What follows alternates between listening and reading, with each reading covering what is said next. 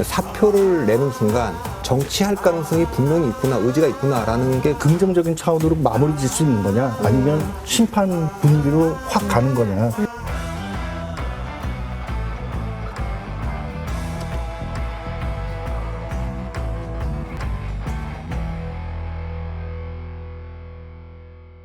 정 박사님은 윤석열 전 총장이 나오자마자 다시 차기 대통령 적합도에서 훌쩍 지금 지지율을 많이 얻었잖아요. 9% 한 자릿수를 보이다가 지금 24%까지 올랐단 말이죠.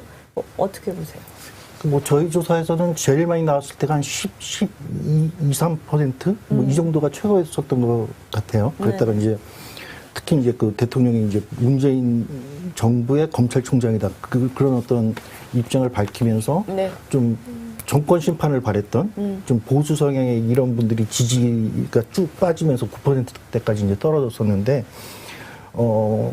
요번 과정에서 이제 윤석열 총장이 이제 그 급격하게 상승할 수 있었던 건 그의 말대로 그전까지는 정부 여당의 사람인지 지위상으로는 사실은 정부 여당의 사람이고, 근데 그 검찰 갈등 과정에서는 네. 어떤 야권이 되는 이런 어떤 충돌이 있었던 건데, 이번 과정을 거치면서 확실히 이제 윤석열 총장은 이제 여권 사람이 아니라 야권의 포지션임을 진영이 정리가 됐다. 정리가 된 예. 그러면서 심판론의 입장을 섰던 사람들이 사실은 지금 현재 보수 정치인들 중에서 그 정치적 구심 역할을 하는 사람들이 없기 네. 때문에 예. 그게 이제 윤석열 총장으로 이제 모였다 이렇게 볼 수 있을 것 같고요. 예.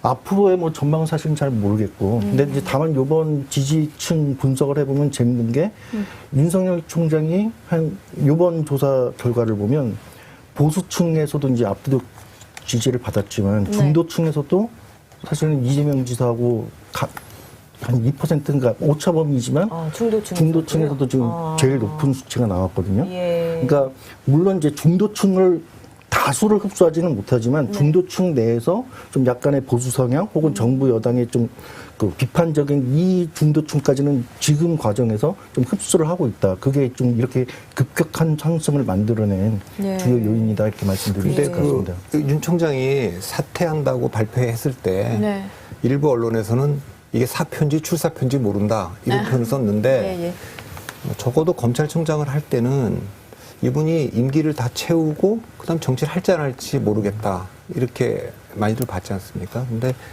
사표를 내는 순간 정치할 가능성이 분명히 있구나, 의지가 있구나라는 게 그 가능성이 조금 그 불확실성이 제거된 것 같아요. 네. 그리고 사표를 낸 이유가 과정이 이건 분명히 내가 권력에 맞서서 그만두는 중수청 문제라든가 이런 거에 대해서, 그리고 그 내놓은 메시지나 이런 게, 그래서 분명히 아까 말한 대로 야권으로 포지션을 분명히 했기 때문에 그 두 가지의 불확실성이 제거되면서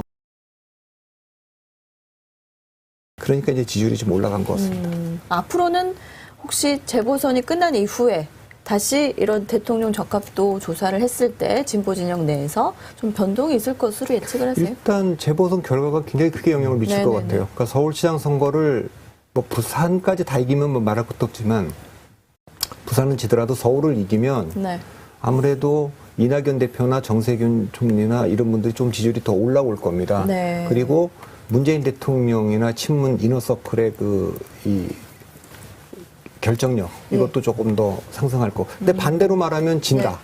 그러면 이제 책임론으로부터 좀 떨어져 있었던 이재명 지사의 대세론이 좀 더 세지겠죠. 그러니까 여권의 관심은 이걸 거예요.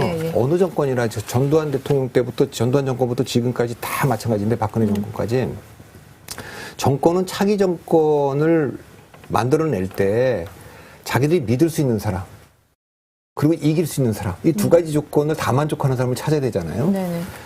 지금 근데 그런 거를 동시에 다 만족한 차기가 한 번도 없었습니다. 다 이길 수 있으면 믿을 수 없을 것 같고, 믿을 수 있으면 이길 수 없을 것 같고.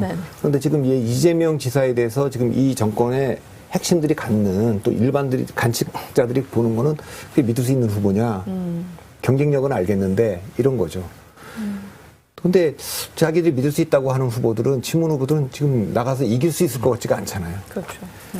역사적으로 보면 그건 모든 대통령이 전두환 대통령 때도 노태우로 넘어가려고 그럴 때 그 측근들은 다 반대했어요. 믿을 수 없다. 네. 또 노태우 때 김영삼도 마찬가지. 다 그렇게 했는데 결과적으로는 어떻게 됐느냐.